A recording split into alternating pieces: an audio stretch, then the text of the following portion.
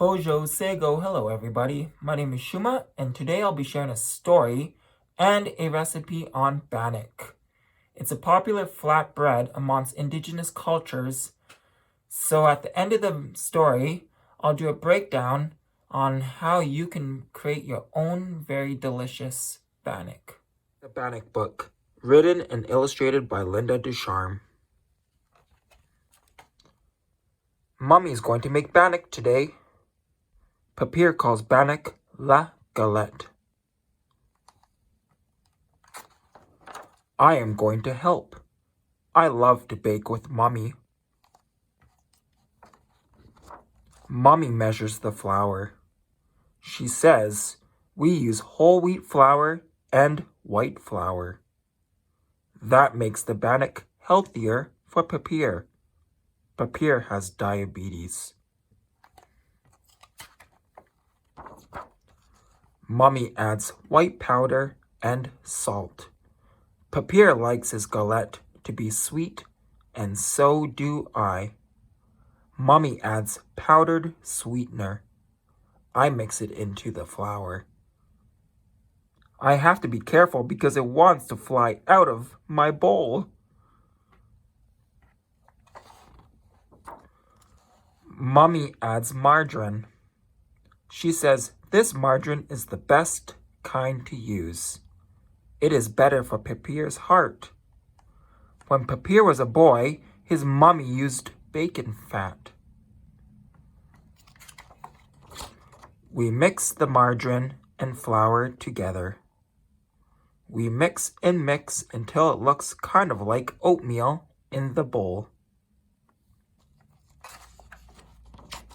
Now comes the gooey part.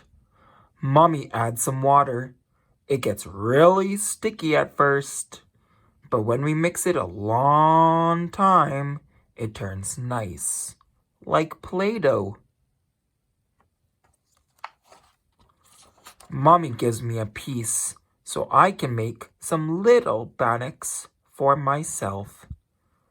I pat it flat, like Mummy does. Mummy makes a big galette this time.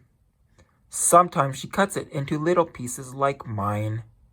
We place our Bannock onto a cookie sheet. Mummy puts it into the hot oven to bake. I can hardly wait. I watch it baking. It gets all puffy and fat. I tell Mummy when it starts to turn brown. Mummy takes the hot cookie sheet out of the oven. It smells so good. I want to eat some. We put some margarine onto the warm Bannock.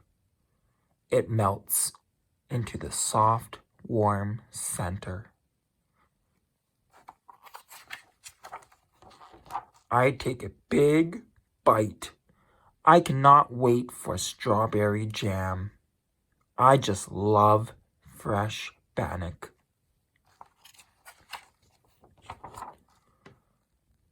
Mummy puts some mashed strawberries onto a piece for Papier.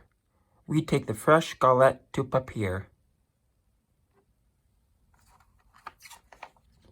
Papier says, "It is very good."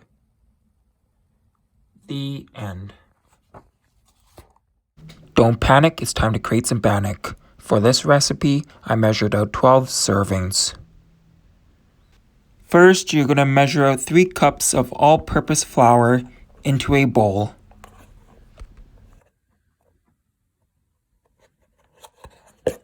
After that, you're going to add 1 teaspoon of salt and 2 tablespoons of baking powder into the bowl.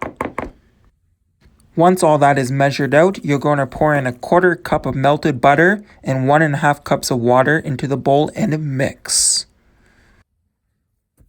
Now you're going to want to stir the mix with a fork or a spoon to create a ball.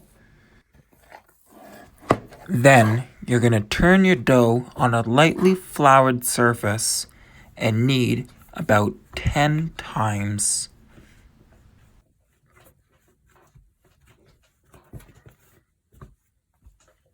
Once that's all finished, you can put it in a greasy baking sheet in an oven for 350 degrees for 30 minutes and voila, you have Bannock.